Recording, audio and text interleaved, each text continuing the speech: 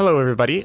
Today we are going to be taking a single 2D track. As you can see here, is just a little 2D track in 2D space, and we're going to be converting it into 3D space. Sorry about this. There we go. So if you see this axis right here, you can see it is following the 2D track. Wow, look at that. And this is not like object tracking or anything like that. It's literally just no Z-space information, just the X and Y of the camera. I really needed to know how to do this, and no one online really had an answer for this. And also people were saying it's not relevant, which I don't get that. I don't understand what that's supposed to mean. But here is a ghetto way to do it, and I'm sure there's a math way, but I don't know it. So you're going to learn the ghetto way. All right, so the first thing we're going to start with is the actual camera that you're going to use. So right here, I have the camera that I will be using, and it is already match moved, as you can see. Yours can be static or match moved. It literally doesn't matter, just have a camera.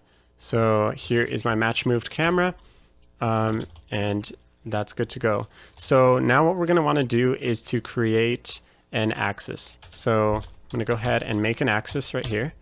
So we have this axis node. I'll go to the first frame, which it already was at, and I will go ahead and grab this axis right here and put it to the camera, and you can see now that this is following the camera's movement.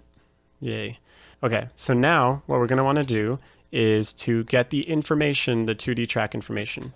So I'm going to go ahead and just copy the X. So I'll just go copy animation, and then I'll come over here and say paste absolute. So we're just literally copying the 2D X information into the 3D axis's X information. And now we got to copy Y. I don't really know how to copy it from here though. So what we're going to do is literally go into the curve editor, and we're going to go under tracker. So track Y, there we go. Perfect. So now I paste that into there. So these numbers now match. So as long as these numbers match, so this Y matches that Y, this X matches that X. Perfect. You look at that. All right. So now our axis is off in space somewhere past the clipping plane doing something. All right, now we're going to go and create a card. Let me move this over. So just go ahead and create card. Now we have a card, and we want to create transform geo. And lastly, we want to create one more axis. There we go. So now we have all these three things. We're going to grab the axis here, move it to the camera. So now it should be following the camera. And then we are going to grab the axis on this transform geo, drop it onto the axis. Perfect. All right. So now what we should have is, if we go down here, this card right here, that is just following the camera now. So the next step, now that we have this, is to actually transform this card. So I'm going to double click the card, uncheck image aspect. Boom. So now it's just a square. And then we're going to change the scale, which I believe, yes, this scale right here. So we're going to make X our resolution of our footage and Y the Y resolution of our footage. Scale X is 2304. And Y is going to be 1296. Perfect. So now we have a huge plane. All right. And sorry if I'm going a little too slow, or it seems like this is really cumbersome and long. It's just, I'm trying to go at a pace that you'll be able to follow. So now that we have this, what we're going to do is we're going to actually look through the camera. So now I am looking through the camera. And what we want to do is to transform the axis, this one right here, the Z value, until we can see that the plane fills up the bounding box. So I'm going to go to 1,000, negative 1,000, because I know that that's pretty close. All right, so now you can start to see, if I keep going, boom, this is what we're looking for. So as you can see right here, we're trying to get this card to fit within the plane of the our little bounding box plane.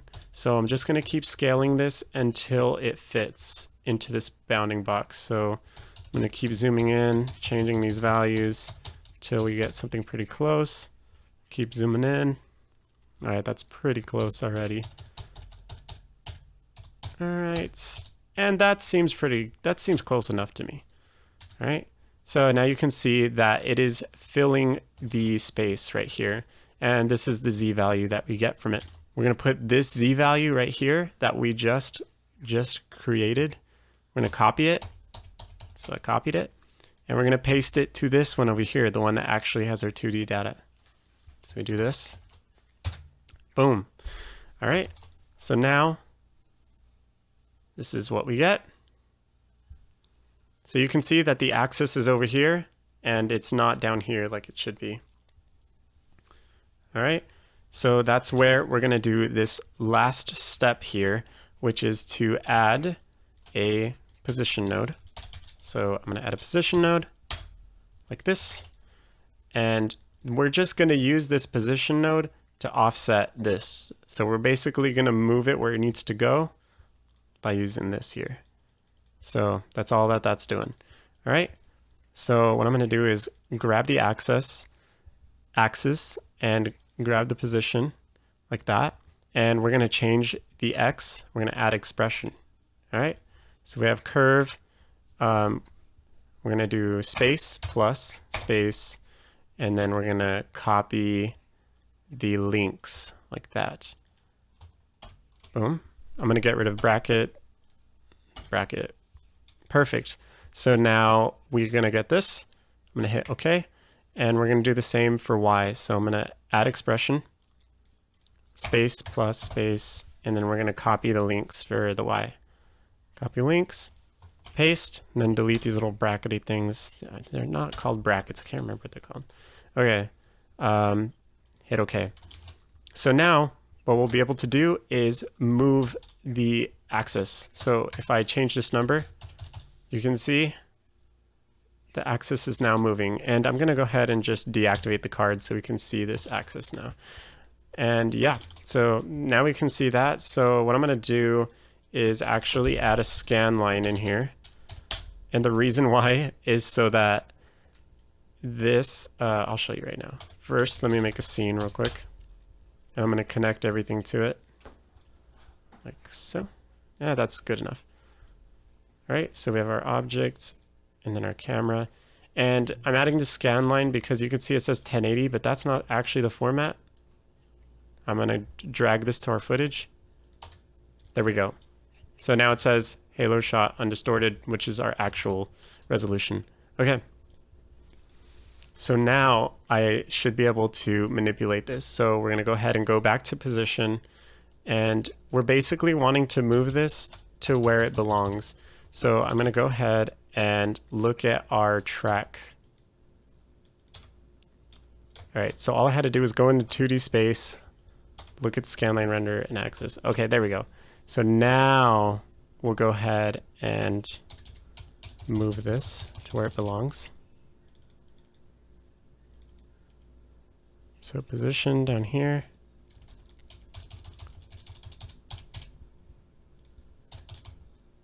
And then we're gonna move this down.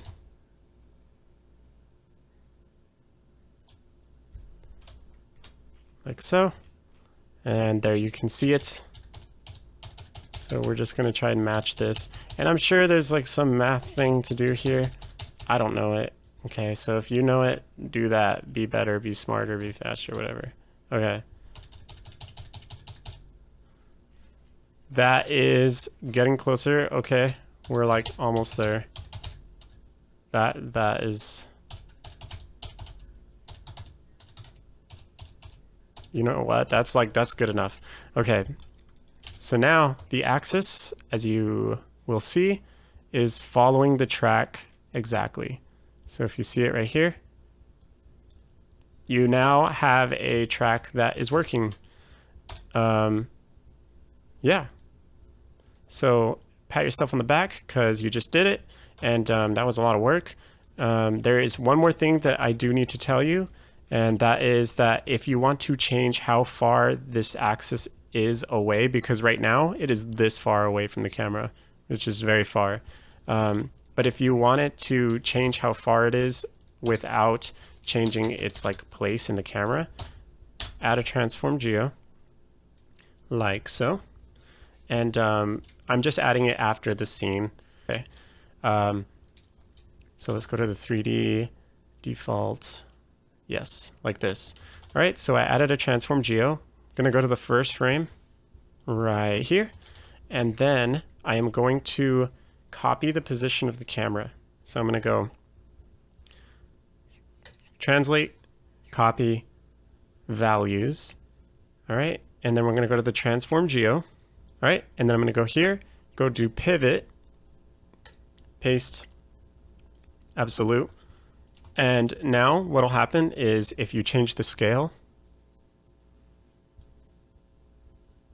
right here, you'll be able to see that you can change the distance. So you can see that this axis is getting closer and farther away right here. You see that? That's amazing. Wow. Yeah. And if you look through the camera, it's always in the spot that it's supposed to be in. So anyway, yeah. So if you change this scale, you can just change how close that this axis is to you. Sounds good. Okay. All right, so that was really long, really like convoluted tutorial, but if you like really need this, then this is the only way I know how to show you. So if you want a better way, you're gonna have to show yourself. All right, so that's it for the tutorial, and hope it helps somebody out there. But if not, at least it helped me. So yeah, thanks for watching, and bye.